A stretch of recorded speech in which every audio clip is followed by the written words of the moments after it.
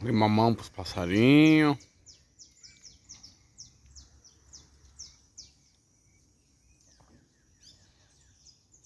Logo eles vão aparecer.